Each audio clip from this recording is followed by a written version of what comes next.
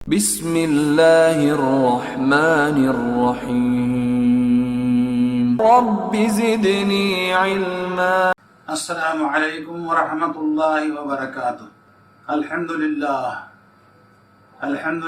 نحمدہ ونصلی علی رسولہ الکریم، اما بعد فاعوذ باللہ من الشیطان الرجیم، والمقیمین الصلاۃ والموتون الزکاۃ، صدق اللہ العظیم۔ محترم سامعین و ناظرین کرام، تو ہمارے پاس جو مال و دولت ہے اس کا 2.5% حصہ نکالنا ہے، وہ دولت جو ہمارے پاس سال بھر موجود رہی ہو، اور اب وہ دولت ہے کس کی شکل میں، کس کی صورت میں رہنی ہوگی۔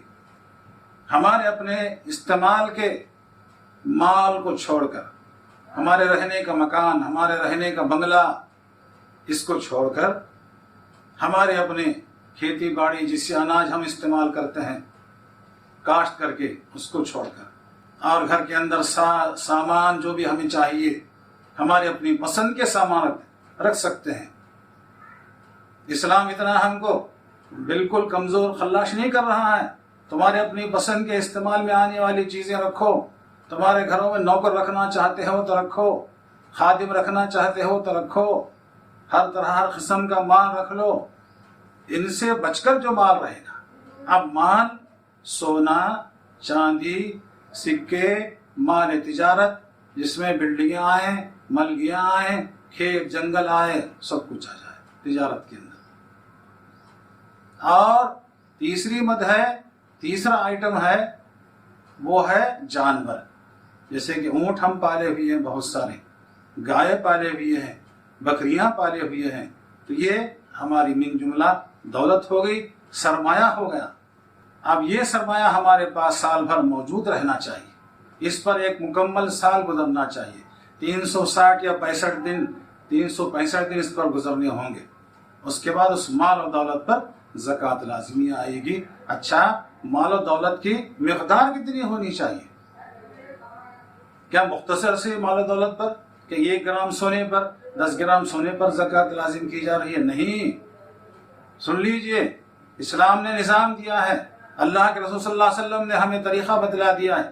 تمہارے پاس جو دولت ہے وہ دیکھیں کہ 1 سال بھر رہے، اور وہ مال جو نصاب کہلاتا ہے وہ نصاب کے مطابق ہو۔ یعنی سونا ہے تو 7.5 تولے سونا رہنا ہوگا، اگر چاندی ہے تو 52.5 تولے چاندی رہنی ہوگی، یا اس کی رقم رہنی ہوگی، سکے رہنے ہوں گے، پیسہ رہنا ہوگا، تو یہ نصاب کہلاتا ہے۔ اتنا وزن کا مال ہمارے پاس 1 سال بھر رہنا چاہیے۔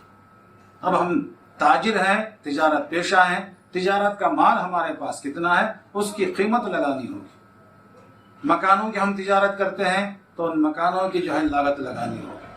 کھیت اور جنگل رکھے ہوئے ہیں، اگر اس کی تجارت کرتے ہیں، آج کل یہ سائٹس بنانے اور پھر اس کی سیلز کرنے، خریدنے فروخت کرنے کا یہ نظام چل رہا ہے۔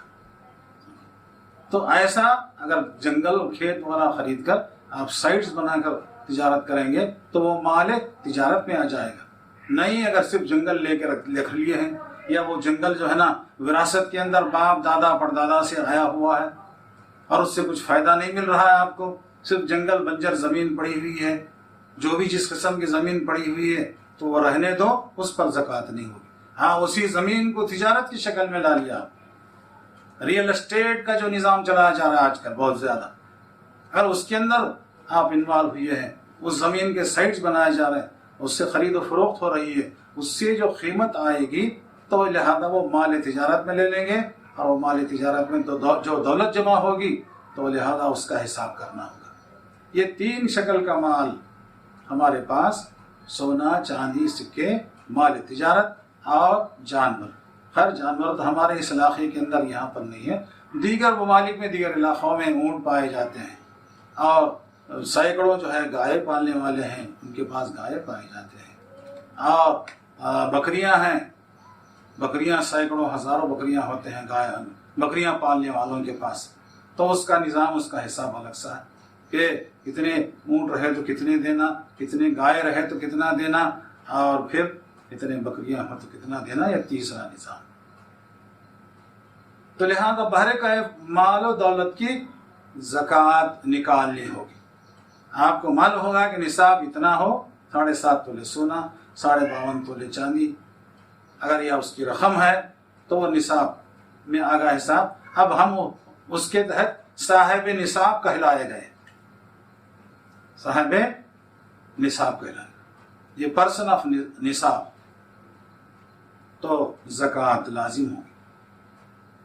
0 گرام سے لے کر حساب کرنا ہو۔ اکثر آگے پوچھتے ہیں ہم سے مسائل، اور لوگوں کا یہ خیال ذہن بنا ہوا ہے کہ 7.5 تولے سونا ہٹانے کے بعد، 52.5 تولے چاندی ہٹانے کے بعد، اس سے الگ جو چیزیں ہوتی ہیں، جو زر زیور ہوتا ہے، اس پر زکوٰۃ ہوگی یا حضرت پوچھتے ہیں۔ نہیں، ایسا نہیں ہے۔ 0 گرام سے لے کر 0 گرام سے لے کر چاندی ہو یا سونا ہو یا سکے ہوں، اس کے 1 پیسے سے لے کر جو ہے آپ اس کو حساب کرنا ہوگا۔ یہ غور سے جو ہے نا اس پر حساب کرنا ہوگا۔ اور ہمارے پاس جو بیپار کا سامان ہے، تجارت کا جو سامان ہے، اجزاء ہیں، اشیاء ہیں، اجناس ہیں، سمجھے، وہ کتنی قیمت کے ہیں، اس کا بھی حساب لگانا ہوگا۔ حساب لگا کر جملہ حساب میں سے صرف 2.5% آپ دیں گے، وہ دینا ہے، مسکینوں کو دینا ہے، فقراء کو دینا ہے، غریبوں کو دینا۔ سب سے پہلے اپنے عزیز و اقارب میں دینا ہوگا، اپنے رشتہ داروں میں دینا ہوگا، جو ہمارے رشتہ دار رشتے میں غریب ہوا کرتے ہیں۔ علماء کرام سے، مقامی حضرات سے تفصیل سے معلومات حاصل کر لیجئے۔ تو لہذا ادا کرنا ہوگا، اور ادا نہیں کریں گے یہاں بھی تباہی اور آخرت میں بھی تباہی۔ قیامت کے روز وہاں دوزخ میں تختیاں، ہمارے اپنے مال و دولت کی تختیاں بنائی جائیں گی، سلیٹ بنائے جائیں گے، اس کو دوزخ کی آگ میں، انگار میں تپایا جائے گا، گرم کیا جائے گا، اور ان گرم گرم دوزخ کی آگ میں تپائی گئی تختیوں کو ہمارے جسم کے مختلف حصوں کو داغا جائے گا۔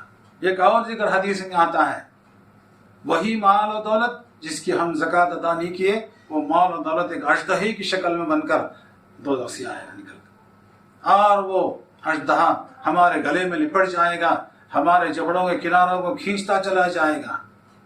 جب معلوم ہوگا کہ کیا کس قسم کی یہ شدت ہے، یہ سختی ہے، یہ عذاب ہے، جب معلوم ہوگا کیا ہوتا ہے۔ لہذا سامعین کرام اور ناظرین کرام، مال کی، دولت کی زکوٰۃ ادا کرتے چلے جائیں۔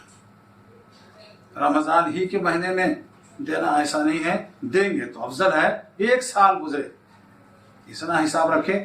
آپ اسلامی سال کے حساب سے جو ہے نا کیلکولیشن کریں، یا عیسوی تاریخ کے حساب سے کریں، یا دنیا کے اندر اور تاریخیں جو چل رہی ہیں، بہر کیف اس مال و دولت پر 1 سال کا گزرنا ہے۔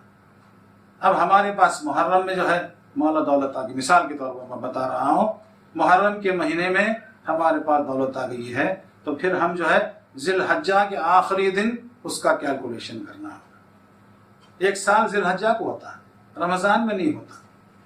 ہاں، آپ ایڈوانس میں دینا چاہتے ہیں تو الحمدللہ ایڈوانس میں دیجیے، قبل از وقت دیجیے، اسلام اس کی اجازت دیتا ہے، لیکن نصاب کے لحاظ سے حساب کرنا ہے تو محرم سے ذی الحجہ بقرعید تک حساب لگانا ہوگا۔ 1 سال ہوا دولت پر ہمارے پاس اتنی دولت ہے، ہمارے پاس سونا چاندی سکے کی شکل میں ہے، تجارت کے مال کی شکل میں ہے، یا جانوروں کی شکل میں ہے، یا کھیت جنگل ہے، اس کی آمدنی آ رہی ہے، اس کا جو ہے نا بیپار ہم چلا رہے ہیں، تو اس سے جو رقم آتی ہے وہ سب جملہ بن جملہ بنا کر اس کی 2.5% زکوٰۃ یا 40واں حصہ زکوٰۃ وہ غربا میں، فقراء میں، مساکین میں، ناداروں میں، اور غریب بچوں کے مدارس کو جہاں تعلیم دی جا رہی ہو، جہاں قیام و طعام کا نظام ہو، یوں ہی ناظرہ پڑھنے والوں کے مدارس کے بچے رہے